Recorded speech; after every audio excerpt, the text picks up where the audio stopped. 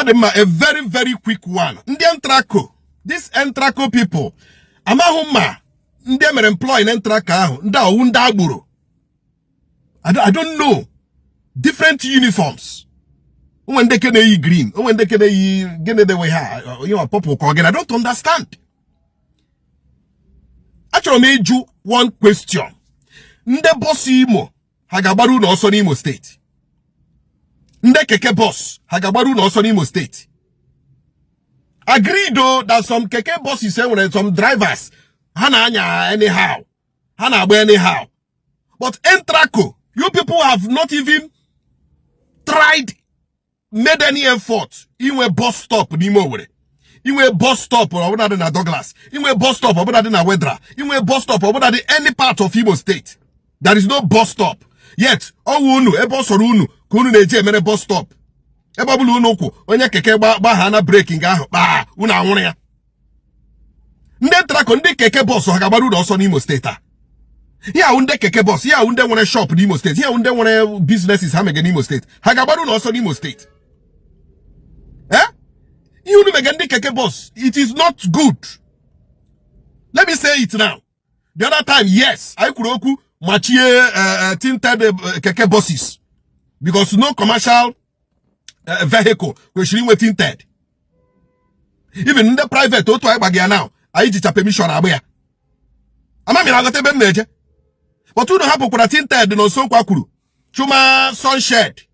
No no ebu propaganda against no so kwa. Ojuga uru no so kwa shi chuma ndi keke. Ojuga some ndi keke kweno the gullible. Some of ndi keke boss say the gullible, the driver say the gullible. Now I have come to defend the keke boss. Ni hende trako bege kwa again. Nde trako you no mege ndi keke boss. Some of them answer by in the afternoon. So if the keke boss is in the driver is the answer by in the afternoon. Hajo so bakwa akwa Wahala. Hajo so bakwa Hala. Onwezi kena abaputa Douglas. Onwezi kena abaputa Wedra because of nde Entraco. Abaro deba nde keke boss baga abaro deba nde keke boss nde ke katrobi. Because of ihe nde Entraco bege ha. Nde Entraco ndi keke boss enwere n'Imo State. Hagabaru no so. We then disappear because they went Entraco n'Imo State. The other day, ni whom come had also call one guy. Piam, before you know it, Hebrew battery. Eji battery in the keke boss meru no ogu nden trako. Nden trako, eji battery in the keke boss meru no ogu. Unu bahana na keke boss mmado. Ego ni lo nya hu retere that day, ye fuo. Ego ni lo nya hu retere that day, ye fuo. Unu enwe hu bus stop.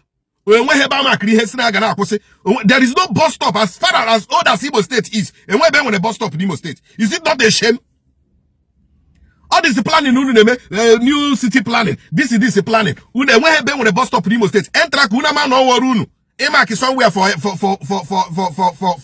bus stop. And when she will bus stop ana hwanya so that keke bus all na eru heba hokoshe. I hustle unu neme. But when bus stop in Imo State, una ne bunde keke bus. Unu bone toto. Unu bone ihe. Bone abale.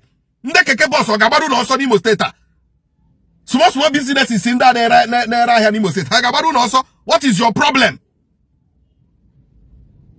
Well, I got chipta unu kwama o.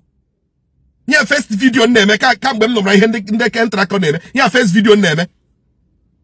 I will focus on you people now. I will focus on you people now. I will focus on you people. What is your problem? Well, I had the keke boss Sumeru in Imo State. Get the keke boss Sumeru in Imo State. Get the battery in the keke boss Sumeru in Imo State. What am I